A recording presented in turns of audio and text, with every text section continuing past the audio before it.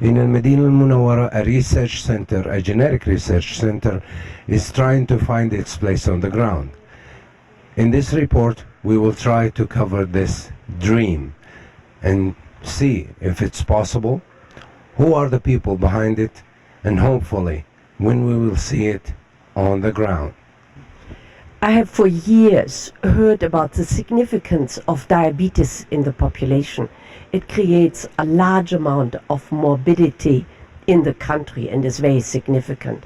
I've worked for close to 40 years at Hopkins, and during my years there, I've always seen many rare diseases represented in patients who came from this country. They came because they had unusual diseases that needed treatment, needed diagnosis, and it was a challenge to take care of the patients. I conceived of this idea of starting a center here, which found very open doors by the powers here, like Dr. Khalid Al-Harbi and his collaborators, the president of the university, and hopefully by the king of the country, King Abdullah, who we hope will support the center in the future. Genetic diseases are a big problem in a country that has a high frequency of inbreeding. And we want to first handle the diseases for which inbreeding plays a major role. That is the rare diseases. We want to work out the system how to find the genes, educate the people who have the disease, and hopefully, if we work hard, find treatment for the diseases. Then we hope to handle and deal with the more common diseases. The approaches will be different for the two subtypes of diseases, but hopefully in the center and in the future will contribute to management of both types of disorders. Thank you for talking to us, sir. And could you explain to us the part you will be playing in the center? Certainly. I'm from Johns Hopkins University, and we do a lot of work with disease mapping, putting maps on the geographical map. My main tool that I use is Geographical Information Systems, GIS. And so when we work with the center, we'll be taking the patient data and all the results they find from the genetic research and applying them to the geographic map. Once this is done, this is the first step into applying some spatial analysis and using spatial statistics, and helps identify the clustering or hotspots of where these diseases are occurring. So understanding that the center will be cooperating with the Saudi postal establishment, I think. Exactly. Currently, when the patient comes to the medical center, the main geographic reference that they use is their village or their region name. We had a presentation by the National Saudi Postal System, which demonstrated this incredible new system they have with very precise location information. And so if we can team up and collaborate with this, the postal system's address matching system, we can do a better job, make it more precise.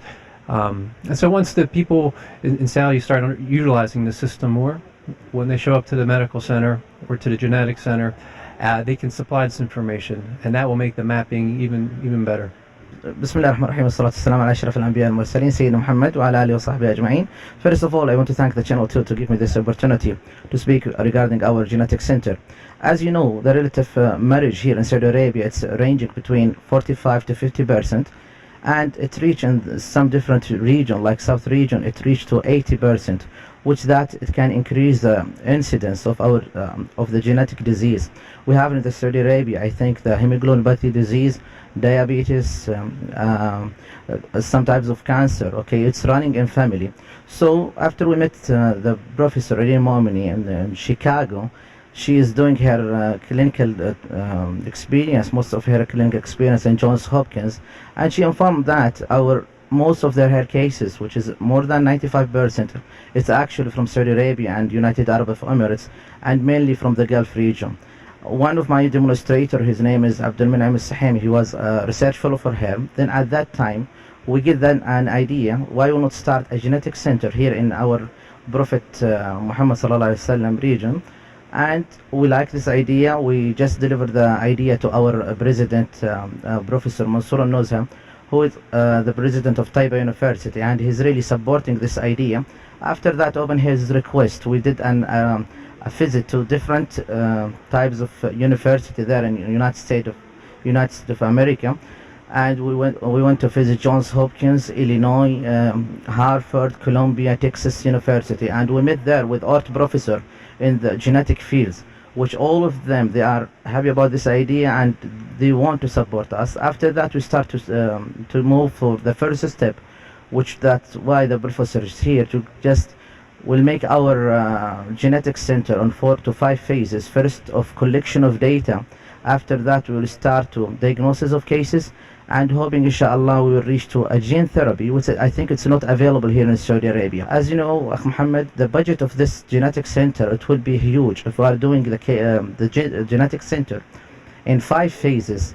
I think with the full support of our president, but I think we need a collaboration of the other parts. We need the Minister of Higher Education to support us, and as usual, I think the custodian of the Holy Mosque, King Abdullah bin Abdul Aziz Al Saud, which inshallah he will be back soon and healthy. If we get this support, I think we can make this genetic center. This genetic center, it will help the Medina region, and it's not just Medina region, it will be for the whole kingdom. And if we are doing this center, open our wishes, I think it will increase the rank of our Taiba University and the rank of our Saudi Arabia University in the international rank.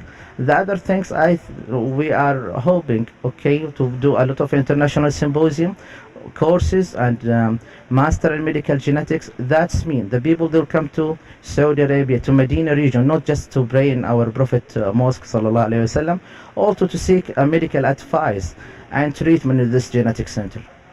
There you have it, dear viewers. A knowledge-based society in Medina is no longer a luxury. It's a necessity. And a center like this should help a lot of people inside Medina and in the kingdom at large.